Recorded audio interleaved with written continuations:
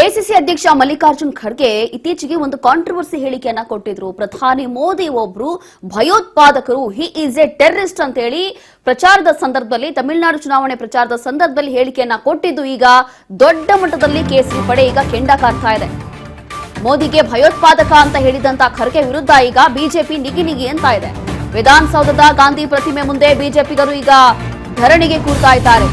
ವಿಪಕ್ಷ ನಾಯಕ ಆರ್ ಅಶೋಕ್, ರಾಜ್ಯಾಧ್ಯಕ್ಷ ಬಿವೈ ವಿಜಯೇಂದ್ರ, ಚಲವಾದಿ ನಾರಾಯಣಸ್ವಾಮಿ ಸೇರಿ ಹಲವರು ನಾಯಕರು ಭಾಗಿಯಾಗ್ತಿದ್ದಾರೆ. ಇದರಲ್ಲಿ ಮಲ್ಲಿಕಾರ್ಜುನ್ ಖರ್ಗೆ ಕ್ಷಮೆ ಕೇಳಲೇಬೇಕು ಅಂತ ಹೇಳಿ ಬಿಜೆಪಿ ನಾಯಕರು ಒತ್ತಾಯ ಮಾಡ್ತಾ ಇದ್ದಾರೆ. ಇಲ್ಲ ಅಂತಂದ್ರೆ ಕ್ರಮ ಕೈಗೊಳ್ಳುವಂತೆ ಚುನಾವಣಾ ಆಯೋಗಕ್ಕೆ ಮನವಿ ಕೂಡ ಸಲ್ಲಿಸಿದ್ದಾರೆ. ಈಗಾಗಲೇ ಇವತ್ತು ದೊಡ್ಡ ಮಟ್ಟದಲ್ಲಿ ಬಿಜೆಪಿ ನಾಯಕರು ಪ್ರೊಟೆಸ್ಟ್ ಅನ್ನ ಹಮ್ಮಿಕೊಂಡಿದ್ದಾರೆ, ಧರಣಿಗೆ ಕೂರ್ತಿದ್ದಾರೆ ವಿಧಾನಸೌಧ ಹತ್ರ. ಮಲ್ಲಿಕಾರ್ಜುನ್ ಖರ್ಗೆ ವಿರುದ್ಧ ಕೇಸರಿ ಪಡೆ ಈಗ ತೆರಳುತ್ತಾ ಇದೆ. ಆ ಒಂದು ಹೇಳಿಕೆ, ಪ್ರಧಾನಿ ಮೋದಿಗೆ ಭಯೋತ್ಪಾದಕ ಅನ್ನುವಂತ ಒಂದು ಹೇಳಿಕೆ, ವಿಧಾನಸೌಧದ ಗಾಂಧಿ ಪ್ರತಿಮೆ ಮುಂದೆ ಈಗ ಬಿಜೆಪಿಯವರು ಧರಣಿಗೆ ಕೂರ್ತಿದ್ದಾರೆ. ಈ ದೃಶ್ಯಗಳಲ್ಲಿ ಗಮನಿಸಬಹುದು. ಆರ್ ಅಶೋಕ್ ಇರ್ಬೋದು, ಬಿವೈ ವಿಜಯೇಂದ್ರ ಇರ್ಬೋದು, ಚಲವಾದಿ ನಾರಾಯಣಸ್ವಾಮಿ ಇರ್ಬೋದು, ರವಿಕುಮಾರ್ ಇರ್ಬೋದು, ಅದಾದ ನಂತರ ಹಲವು ಬಿಜೆಪಿ ನಾಯಕರು ಈ ಒಂದು ಪ್ರತಿಭಟನೆಯಲ್ಲಿ ಭಾಗಿಯಾಗ್ತಿದ್ದಾರೆ. ಅದರಲ್ಲೂ ಕೂಡ ಆರ್ ಅಶೋಕ್ ಕೂಡ ತುಂಬಾ ಕೆಂಡ ಕಾರಿದ್ರು.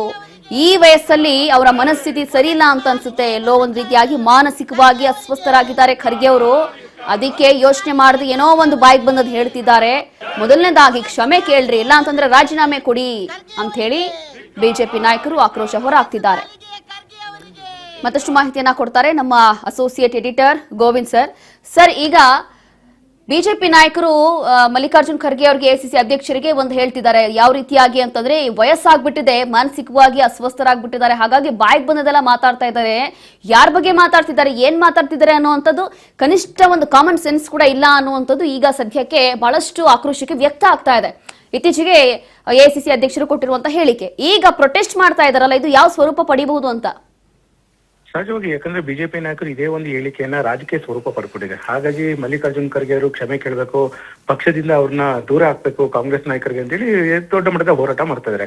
ಇವತ್ತು ಕೂಡ ವಿಧಾನಸೌಧದ ಗಾಂಧಿ ಪ್ರತಿಮೆ ಮುಂದೆ ಬಹುತೇಕ ಎಲ್ಲ ಬಿಜೆಪಿ ನಾಯಕರು, MLA ಗಳು, MLC ಗಳು ಎಲ್ಲ ಸೇರ್ಕೊಂಡು ಮಲ್ಲಿಕಾರ್ಜುನ್ ಖರ್ಗೆ ವಿರುದ್ಧ ಒಂದು ಪ್ರತಿಭಟನೆ ಮಾಡ್ತಾ ಇದ್ದಾರೆ.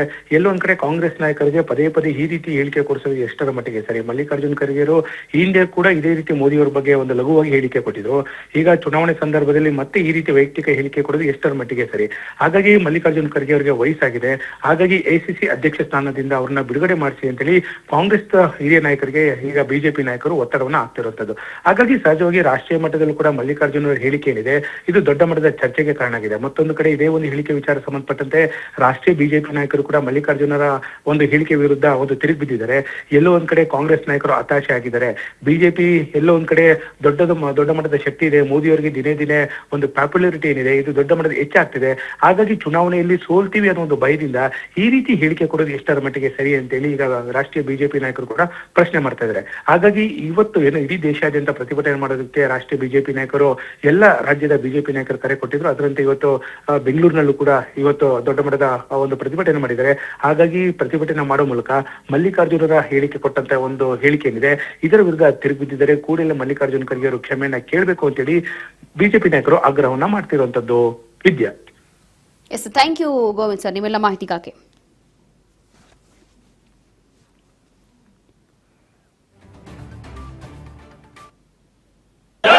ಹೊಲಸು ನಾಲಿಗೆ ಖರ್ಗೆ ಅವರಿಗೆ, ಹೊಲಸು ನಾಲಿಗೆ ಖರ್ಗೆ ಅವರಿಗೆ, ಹೊಲಸು ನಾಲಿಗೆ ಖರ್ಗೆ ಅವರಿಗೆ, ಹೊಲಸು ನಾಲಿಗೆ ಖರ್ಗೆ ಅವರಿಗೆ, ಹೊಲಸು ನಾಲಿಗೆ ಖರ್ಗೆ ಅವರಿಗೆ,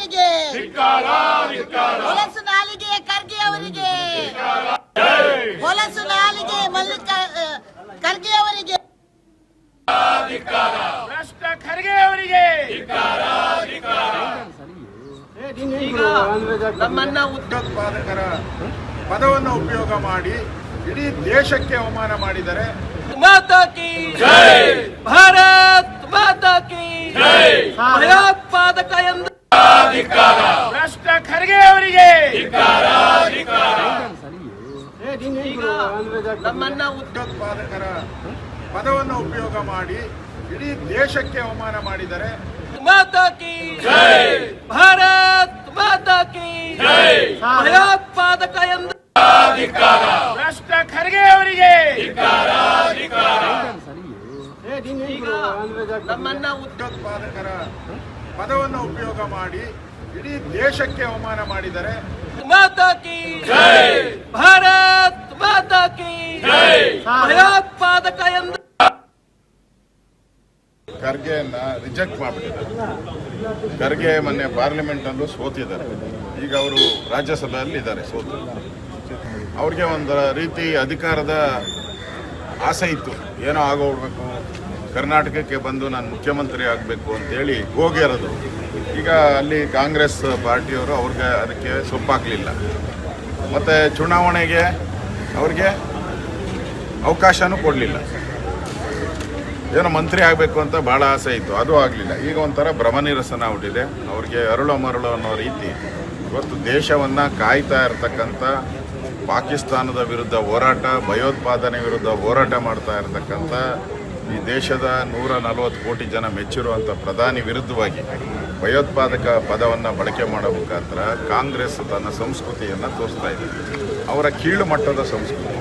ಒಂದು ಕಡೆ ರಾಹುಲ್ ಗಾಂಧಿ ಈಗಾಗಲೇ ಹಲವಾರು ಕೇಸ್ಗಳನ್ನು ಫೇಸ್ ಮಾಡ್ತಾ ಇದ್ದಾರೆ. ಈ ರೀತಿ ಹೇಳಿಕೆಗಳನ್ನು ಕೊಟ್ಟು ಫೇಸ್ ಮಾಡ್ತಾ ಇದ್ದಾರೆ. ನಾಳೆನೂ